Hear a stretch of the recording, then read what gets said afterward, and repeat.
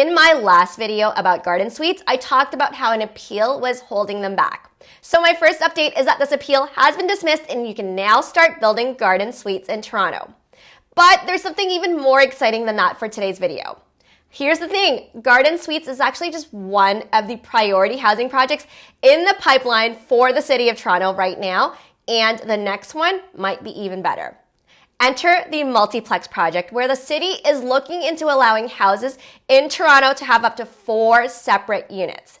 So in this video, I'll tell you everything I know about this project so far, but before I do, if you enjoy content like this, don't forget to give this video a thumbs up and subscribe to our channel so you don't miss other videos like this made specifically for real estate investors in Toronto.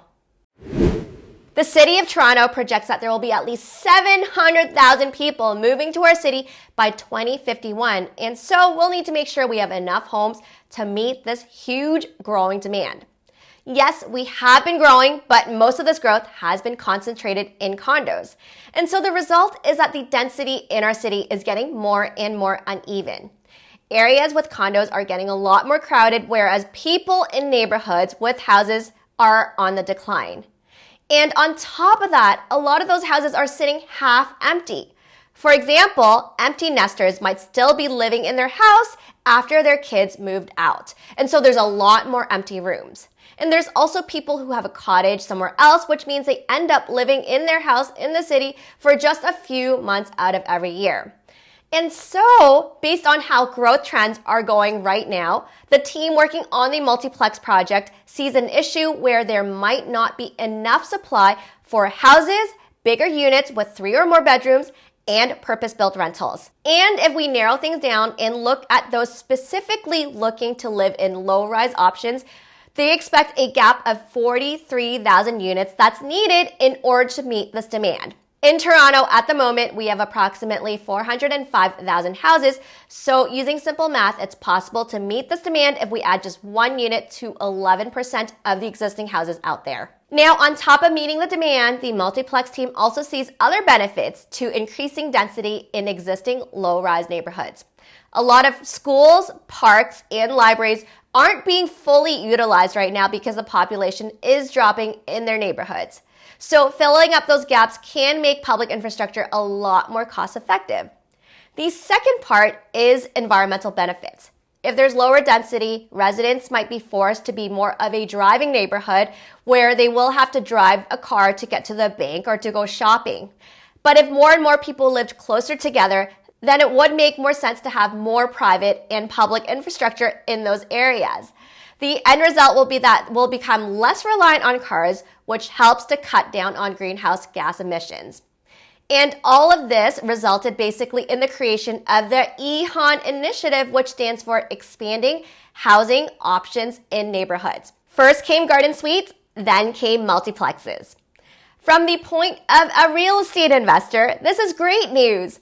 A growing need for purpose-built rentals means that there will continue to be a strong rental market, and this is great for rental properties. And then allowing more units in a home means better rental income, and you can see it already if you compare what a single-family rental looks like, which typically cash flows negative compared to a single-family home with a secondary suite, which typically cash flows positive. So instead of just being able to divide a house into 2 parts, if we can divide it into 4 parts, cash flows and even property value will have the potential for improved performance. So all of this does sound great, but how is the Multiplex project going right now?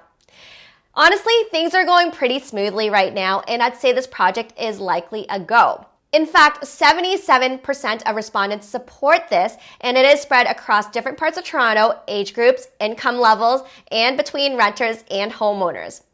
Here's what's been happening so far. In July of 2020, the first report from the EHON initiative came out. And then in November 2021, the first multiplex study report came out. In April of 2022, public meetings and a Twitter space were set up to get more feedback from the public.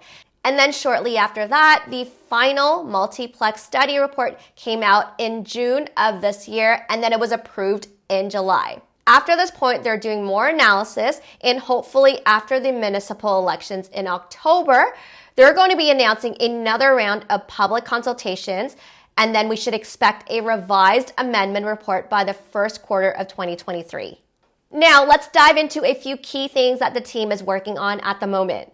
The big thing is obviously zoning. At the moment, almost half of Toronto land is in low-rise neighborhoods, but only a quarter of those houses can be made into multiplexes because of zoning.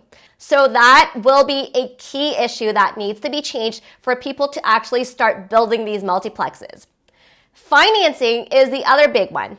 Right now, even if you can build a multiplex, it is extremely expensive just from development fees from the city. Adding a 2-bedroom unit in a multiplex will cost you $78,000 right now, and these fees are going to go up to $115,000 next year, and that's a 49% jump. Then we might see extra fees if you need to get a variance. Minor variances with the Committee of Adjustments will cost you around $1,700 if you have a house with 3 or less units, and it gets worse if you have a 4-plex at $5,000. So these are things that the city can control, and getting rid of these barriers will be needed if the goal is to encourage people to build more multiplexes. The final financial thing that they might look at is to help with the actual building costs, which is probably the trickiest bit. Obviously, this is the part that will cost the most money and will be the hardest to get, especially for those who actually need extra rental income from renting out part of their house to help carry their own living expenses. Laneway houses currently have a forgivable loan program of $50,000, so this might be a case study that the multiplex team might use for a possible affordable multiplex program as well. There's also other things the team is looking at, like maintaining green spaces, soft landscaping, tree protection, and keeping the existing character of neighborhoods. In other words, there's still a lot more work that needs to be done, but it does look like we are off to a great start with this multiplex project. And it's not just rental income that makes the multiplex project stand out.